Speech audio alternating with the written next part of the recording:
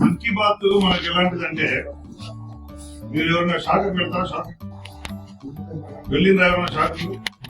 Shock అంటే తెలుసా? రాష్ట్రీయ స్వయం సేవక్ సంఘ్ శాఖ నిర్వహిస్తుంది. ఓసారి పొద్దున 6 గంటలకు, సాయంత్రం 6 గంటలకు స్కూళ్ళ దగ్గర ఎక్కడ చూడంటే అక్కడ ప్రతి ఊర్లో ఉంటాయి. వేల లక్షల శాఖలు ఇప్పుడు మన భారతదేశంలో నిర్వహిస్తుంది. అయితే మన RSS కు షాక్ అయ్యడం బీజేపీకి మన్ కీ బాత్. అయితే వాళ్ళకి రోజు ఉంటుంది, లేకపోతే వారానికి 2 రోజులు 1 రోజు ఉంటుంది. కానీ మనకు మాత్రం నెలకు 1 ఆఖరి ఆదివారం. అందులో ఏం చెప్తారు మోదీ గారు? మన భారతదేశంలో ఏ ఊళ్ళో ఎక్కడ మంచి జరుగుతుంది అది అందరూ చూసి నేర్చుకుని అది మనం కూడా చేయాలని చెప్తారు. అది నదిని శుభ్రం చేయడం కావచ్చు, చెరువును శుభ్రం చేయడం కావచ్చు, లేకపోతే వర్షం నీళ్లు మనం ఎట్లా ఆపుకోవాలి, ఇంకిపోకుండా మన ఇంటి చుట్టూ ఏమేం చేసుకోవాలి, చెట్లు ఎట్లు నాటాలి, చెట్ల వల్ల ఉపయోగపడేవాళ్ళు, ఇవన్నీ చెప్తారు. కొత్త ఏమన్నా ఇన్వెంట్ చేసుకుని చెప్తారు. అది సోలార్ ఎనర్జీ. అయితే మన్ కీ బాత్ తో పాటు ఇంకొక విషయం ఏం చెప్పారంటే, మనకి ఈసారి RSS స్థాపించబడి 100 సంవత్సరాలు. 100 సంవత్సరాలు అయిన సందర్భంగా ఏం చేశారు వాళ్ళే అంటే, మనం కష్టపడి లేకపోతే నరేంద్ర మోదీ గారి నాయకత్వంలో కూడా కావచ్చు, 2047 కి మనం ప్రపంచంలోనే ఆర్థికంగా నెంబర్ 1 దేశం కాగలం. కానీ నెంబర్ 1 దేశం అయినంత మాత్రాన మనం విశ్వగురువు అయ్యే లక్షణాలు అన్ని వచ్చినట్టు కాదు. మన మనుషులో కూడా, మన ప్రవర్తనలో, మన ఆలోచనలో కూడా అలాంటి గురువుగా, ప్రపంచానికే గురువుగా నిలబడే లక్షణాలు కావాలి. వివేకానందుడు ఏం చెప్పాడు? బయట యువతంతా కూడా బయటకు ఆటలాడాలి, ఇంట్లో వీడియో గేమ్స్ మామూలు కాకుండా మన కండ వచ్చి ఆటలాడాలి. ఎందుకంటే కండబలం ఉంటేనే గుండెబలం ఉంటుంది, గుండెబలం ఉంటేనే ఆత్మవిశ్వాసం. ఏ దేశంలో అయితే అధిక సంఖ్యాకులకు ఆత్మవిశ్వాసం బాగుంటుందో ఆ దేశం విశ్వగురు. కాబట్టి మన ఆలోచన విధానం కూడా ఎందుకు నేను కండబలం ఉండాలి అంటే, జనరల్ గా ఎక్కడైనా ఏమైనా అయినప్పుడు మనం బలహీనంగా ఫీల్ అవుతాం ఏదైనా కష్టం వచ్చినప్పుడు. అదే కండబలం గట్టిగా ఉన్నవాడు అంత బలహీనంగా ఫీల్ అవుతాం. విశ్వాసం ఉంటుంది, తన ఆత్మవిశ్వాసం. ఈ పాయింట్ పోయినా ఇంకో పాయింట్ తెచ్చుకుంటా అని ఆటలు కూడా క్రీడాకారులు. కానీ అది లేదనుకో, వాడు రెఫరీతో ఎంపైర్తో పోటాడు, ఇది రైట్ అంటాడు, ఇది రాంగ్ అంటాడు, నేను పాయింట్ ఏదైనా ముఖ్యమంత్రి అంటాడు, కొన్ని చేస్తాడు. కానీ కండబలం ఉన్నాడు, ఆత్మవిశ్వాసం ఉన్నాడు, కొన్ని. అదే విధంగా ఇది సంస్కారంలో భాగం. సో మనం సంస్కారంతో ఉంటేనే విశ్వానికి గురువు కావాలి. కాబట్టి మనకు 5 పరివర్తన చెప్పారు. 5 విషయాల్లో మనం జాగ్రత్త వహించాలి, 5 విషయాల్లో ధ్యానం వహించాలి, 5 విషయాలు నేర్చుకోవాలి. ఏమిటంటే, నెంబర్ 1 కుటుంబ విధానం. కుటుంబ విధానం ఏమిటి? ఇప్పుడు ఏమైంది, ఇంగ్లీష్ స్కూల్కి వెళ్తే మనకి ఇంగ్లీష్ వస్తే అమెరికా వచ్చే ఉద్దేశంతో అమ్మ నాన్న మర్చిపోయారు, మమ్మీ డాడీకి వచ్చేసింది. కానీ ఏ దేశం అయితే తన ఒరిజినాలిటీని, తన అస్తిత్వాన్ని మర్చిపోతుందో ఆ దేశం కనుమరుగైపోతుంది. మన యొక్క నిజమైన వారసత్వాన్ని కోల్పోయిన వాళ్ళం. భారతదేశం ఆలోచనకు ప్రతీక, త్యాగానికి ప్రతీక, కొత్త అన్వేషణ చేయడానికి ప్రతీక. ప్రపంచానికే 0 కనుక్కున్నది. 0 లేదు లెక్కల్లో, మ్యాథమెటిక్స్ లో 0 కూడా లేదు. 0ని కనుక్కున్నదే భారతదేశం.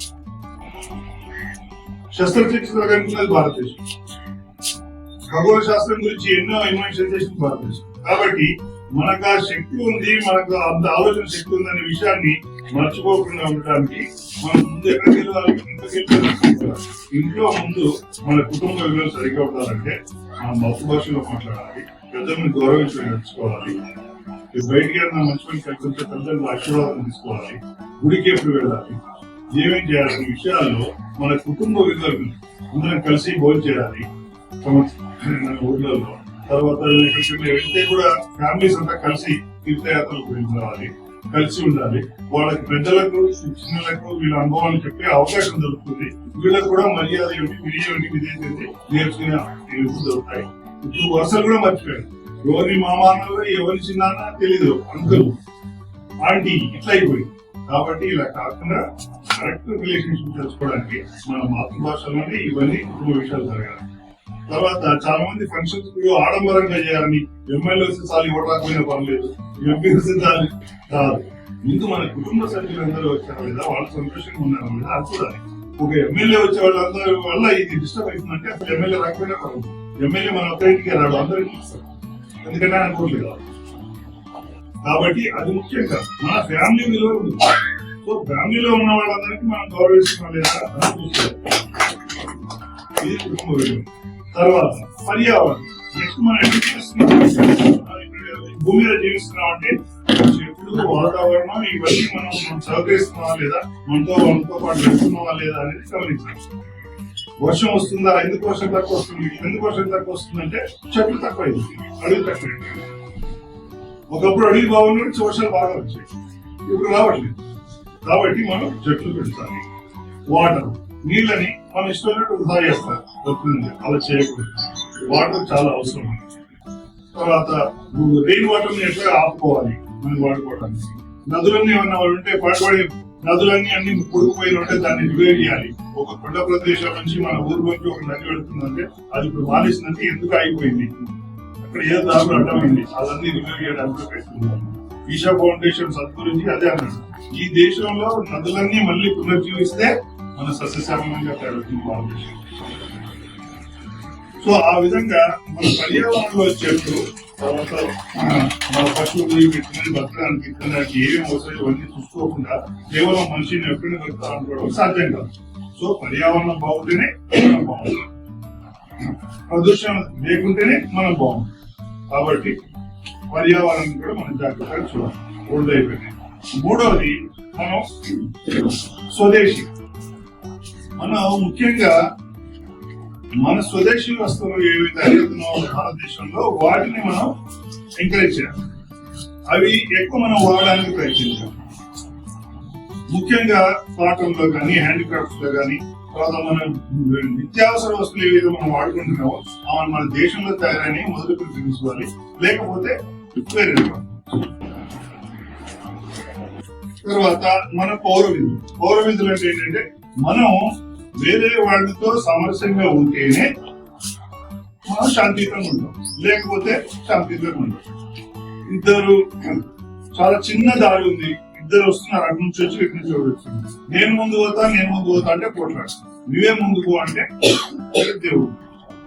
అక్కడే శాంతి ఉంది, అక్కడే సామరస్యం. కాబట్టి ఎవరు ముందు పోయినా ఒకరు ముందు పోయి ఒక తర్వాత పోతేనే ఆ రోడ్డు మీద సాధ్యం, లేదా సాధ్యం కాదు. కాబట్టి మనకు అర్జెంట్ ఉందా లేదా, లేదు అదే ముందు వెళ్ళండి అని అనుకుంటే అక్కడ ఇంకా ప్రాబ్లం లేదు. జోకు కూడా ఉంది సినిమాల్లో, సునీల్ అండ్ బ్రహ్మానంద, నేను వెదవులకు దారి ఇవ్వను నేను ఇస్తాను అని పక్క పోతాను అంటే అవతలడు వెళ్తాను. సో కాబట్టి మనం ఆలోచన ఎట్లా ఉండాలంటే అక్కడ పంచాయతీ అవసరమా లేదు. తర్వాత మనం కలిసి ఉండాలి కదా, మనం ఒక ఊరు ఉంటాం, లేదు ఒక జిల్లాలో ఉంటాం, ఒక తాలూకాలో ఉంటాం. కాబట్టి మనం స్నేహపూర్వకంగా ఉంటేనే సాధ్యం అవుతుంది. తర్వాత ఏదైనా రూల్, ట్రాఫిక్ రూల్ కానీ ఏదైనా కానీ రూల్ పెట్టినప్పుడు దాన్ని మనం పాటించాలి. అదే మనం ప్రజాస్వామ్యం ఎన్నుకున్నాం, ప్రజాస్వామ్యంలో మనమే ఎన్నుకొని మనమే జీవిస్తాం. మన స్వాతంత్రం వచ్చిన తర్వాత దాన్ని కాపాడుకోవాలంటే మనలో ఆ స్నేహభావం ఉండాలి, ఐక్యత కూడా ఉండాలి. శివాజీ మహారాజు చేసింది ఏంటి, హిందువుల ఐక్యత. దానివల్లనే మొగుడుతో పోకడిగాడు. బాలగంగాధర తిలక్ చేసిండు. మన స్వాతంత్రం వచ్చేటప్పుడు హిందువుల్లో అనేకత ఉంది కాబట్టి స్వాతంత్రం పోరాలి కూర్చొని గణేష్ ఉత్సవాలు పెట్టి హిందువుల్లో ఐక్యత తీసుకొచ్చి బ్రిటిష్ వాళ్ళతో పోరాడి స్వాతంత్రానికి పునాది వేసాడు. కాబట్టి మనం ఐక్యంగా ఉండాలంటే వాడి గురించి కూడా ఆలోచిస్తే, ఎదుటివాడి గురించి ఆలోచిస్తే వాడు మన గురించి ఆలోచిస్తాడు, అప్పుడు ఇద్దరికి ఐక్యత వస్తుంది, లేకపోతే రాదు. కాబట్టి మనం పౌర విధులను చక్కగా పాటించాలి. ట్రాఫిక్ రూల్స్ కానీ ఇంకే రూల్స్ ఉన్నాయని పాటించాలి. ఎవరికి తెలియదు మన ఎవరు చూస్తలేరు అని అనుకోకూడదు. ఎవరు చూడకపోయినా మన మనసాక్షి మనం చూస్తుంది, దేవుడు చూస్తున్నారు. అదే విజయం. తర్వాత సామరస్యత అంటే కుల వర్ణ భేదాలు ఇంతకు ముందు మనకు ఉన్నాయి. ముఖ్యంగా బ్రిటిష్ వాళ్ళు మొదలు వచ్చినప్పుడు ఇంకా ఎక్కువైపోయినాయి. కానీ అవి వృత్తిపరంగానే ఉన్నాయి. నిజంగా అంటరానితనం కానీ రాకూడదని రావాలని అది లేదు. కుల వ్యవస్థ ఉండకూడదు. వీర సావర్కర్ గారు మహాత్మా గాంధీతో చర్చించి, సార్ మన ముందు స్వాతంత్రం కంటే ముందు కుల వ్యవస్థ తీసేస్తే మనకు ఈజీగా ఉంటదంటే ఆయన ఒప్పుకోలేదు. లేదు అన్నట్టు వదిలేసాము అంటున్నారు. లేకపోతే అప్పుడే పోయింది 2-3 సంవత్సరాలు. అయితే ఈ కుల వ్యవస్థను మనం ఇప్పుడు తీసేయాలంటే ఏం చేయాలి? మన దగ్గర పనిచేసే వాళ్ళైనా వేరే కులం వాళ్ళైనా ఏమైనా కూడా మనం వాళ్ళ ఇంటికి వెళ్ళి ఫోన్ చేయాలి. వాళ్ళని మన ఇంటికి వెళ్ళిపోవచ్చు. మన ఫ్రెండ్స్ అయినా లేదా మన దగ్గర పనిచేసే వాళ్ళని వాళ్ళకు ఒక ఫీలింగ్ రావాలి. నేను చేసే వృత్తి వేరేదైనా నా గౌరవం మాత్రం ఒక మానవుడిగా నటి గౌరవం వస్తుంది, నాకు సమాన గౌరవం ఉంది సమాజంలో అనే ఫీలింగ్ వచ్చినప్పుడే మనలో ఐక్యత వస్తుంది. లేకపోతే ఐక్యత. కాబట్టి మనం సామరస్యత అంటే మన అన్ని వర్ణాలను అన్ని కూడా మామూలుగా సమానంగా చూస్తున్నాం అనే విషయం. నేను మాట్లాడే నేను కాదు. ఇదేమో పంచ పరివర్తనాలు. ఈ ఎవరిని అలవర్చుకుంటే మనం విశ్వగురు అయ్యే లక్షణాలు కంప్లీట్గా మనకు వచ్చినట్టు. ఒకటి దేశం అంటే ఎవరు? దేశం అంటే మనుషులు. దేశం గురువు అయిందంటే మనం అంతా గురువు అయింది. కాబట్టి ఆ మనుషుల్లో ఉండే లక్షణాలు మార్చుకుంటే తప్ప కాదు. కాబట్టి మనం ఈ విధంగా ఆలోచించాలి, ఈ విధంగా మనం పాటించాలి. ఇవి కార్యక్రమాలు. ఇప్పుడు ఇరాన్ కు అమెరికాకు యుద్ధం వచ్చింది, మధ్యలో ఇజ్రాయెల్ కూడా ఉంది. దీనివల్ల ఏమైంది? పెట్రోల్ ప్రాబ్లం అయిపోయింది. పెట్రోల్ కొన్ని రావట్లేదు, కొన్ని మ్యానుఫ్యాక్చర్ అవ్వట్లేదు, కొన్ని బాంబులు వేశారు, అది తగ్గింది. రిఫైనరీస్ అవన్నీ కూడా. కాబట్టి పెట్రోల్ షార్టేజ్ అయిపోయింది. పెట్రోల్ అనేది మొత్తం ప్రపంచాన్ని నడిపించేది పెట్రోల్. మనం బయటికి వెళ్ళాలంటే పెట్రోల్. కాబట్టి మొత్తం ప్రపంచ దేశాలకు కూడా వాళ్ళ ఆర్థిక వ్యవస్థలన్నీ పెట్రోల్ మీద ఆధారపడి, ఆ పెట్రోల్ మీద ఆధారపడడం వల్ల ఏమవుతుంది? మన దేశం ఆర్థికంగా బాగుంది అంటే అర్థమేంటి తెలుసా? మనం చేసే ఎగుమతులు ఎక్కువ ఉన్నాయి, మనం దిగుమతి చేసుకునేది తక్కువ ఉంది అంటే మన దేశం గట్టిగా ఉంది. కానీ మనం దిగుమతులు ఎక్కువ చేసుకుంటున్నాం, ఎగుమతులు తక్కువ ఉన్నాయంటే మన దేశం బలహీనంగా ఉన్నట్టు ఆర్థికంగా. కాబట్టి ఇప్పుడు ఈ పెట్రోల్ దాని వల్ల ఏమంటే మనం దిగుమతి చేసుకుంటున్నాం, బంగారం దిగుమతి చేసుకుంటున్నాం, ఈవెన్ మనం వంట నూనె కూడా దిగుమతి చేసుకుంటున్నాం. సో ఇవన్నీ కొంచెం తక్కువ వాడితే మనకు ఎగుమతులు ఎక్కువ అవుతాయి, దిగుమతులు తక్కువ అయితే మనకు ఆర్థికంగా మనం స్ట్రాంగ్ అవుతుంది. కాబట్టి నరేంద్ర మోదీ గారు ఒక 7 సూత్రాలు మనకు చెప్పారు. మొట్టమొదటిది ఏంటంటే వంట నూనెను మనం 10% తగ్గించాలి. ఎంత? 10% మనం వంట నూనె తగ్గించాలి. మనం నెలకు వాడుకునే వంట నూనె ఒకవేళ 2 కిలోలు అంటే దాంట్లో 1 కిలో 80 లీటర్ మాత్రమే వాడాలి. 1.8 లీటర్ మాత్రమే వాడాలి. 2 లీటర్. సో అలాగా 1 లీటర్ అయితే 90 వాడాలి, 0.9 వాడాలి. సో ఈ విధంగా 10% మాత్రం వంట నూనె తగ్గించాలి. నెంబర్ 1. నెంబర్ 2 ఇక పెట్రోల్ డీజిల్.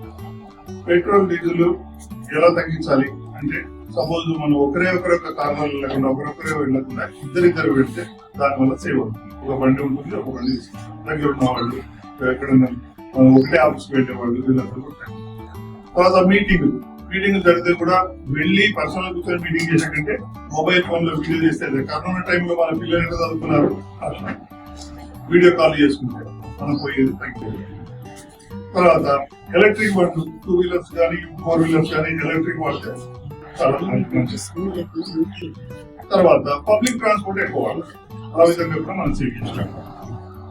ట్రైన్లు, బస్సులు వాడాలి, కార్లు, మోటార్ సైకిల్ వాడాలి. ఈ విధంగా పెట్రోల్ సేవ్ చేస్తే మనకి మనం దిగుమతి చేసుకుని తగ్గించిన వాళ్ళం. దానికి మనం ఎంత అదెంత చాలా మనం నీటి బిందు అనుకుంటే అనుకోవచ్చు. కానీ ఇంత కూడా అలా అనుకోలేదు. రామాయణం అంత పెద్ద భారతికి అది కూడా కొంచెం తీసుకెళ్లి అక్కడ వేస్తే కూడా అది చరిత్రలో గుర్తుంది. ఆ విధంగా ఆలోచించారు. 4వది మనం ఫారెన్ ట్రావెల్ అంటే విదేశీ యాత్రలు చేయకూడదు. బహుశా చాలా మంది చేయలేము. కానీ ఒకవేళ అలాంటి ఏమైనా ఉంటే విదేశీ యాత్రలు తగ్గించాలి. అత్యవసరం ఉండి మన వాళ్ళు అక్కడ ఉంటే పోవడం తప్పదు, పోతాం.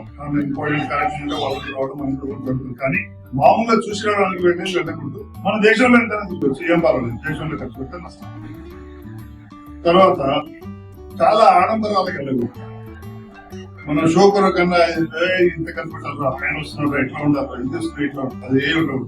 మన ఫ్యామిలీకి ఎంత తగినంత సూటబుల్ పద్ధతులు మన స్థాయి ఎంతో అంతకేయాలి, అంతకన్నా మించుకోకూడదు. అప్పు చేసి చేస్తేనే ఇంకా చేయకూడదు, చేయకపోయినా పర్వాలేదు కానీ అప్పు చేసి అసలు చేయకూడదు. ఆడంబరంగా ఏమైనా ఫెస్టివల్స్ కానీ ఏమైనా కార్యక్రమాలు కానీ. తర్వాత మన దేశీ వస్తువులు ఎక్కువ కొనుక్కోవాలి. దేశీ వస్తువులు కొనుక్కోవడం వల్ల మనకి వాడడం వల్ల ఏమవుతుందంటే మనకు దిగుమతులు తక్కువ అవుతాయి, ఎగుమతులు. సో ఈ విధంగా ఈ 7 సూత్రాలు మనకు నరేంద్ర మోదీ గారు మనందరినీ పాటించమని చెప్పారు. సాధ్యమైనంత వరకు ఇది పాటిస్తాం. చివరికి ఒకటి ఉంది, వేరే వాళ్ళ కోపం వస్తుందేమో మన మహిళలకు, బంగారం కొనవద్దు అన్నాడు. కానీ 1 సంవత్సరం వరకే, అది కూడా తప్పనిసరి పెళ్లిళ్ళు అవి ఉంటే కొనాలి. కానీ సాధ్యమైనంత వరకు ఊరికే మన డబ్బులు ఉన్నాయి కదా బంగారం కొని పెట్టుకున్నామని పెట్టుకోవద్దు. ఈ 1 సంవత్సరానికి మాత్రమే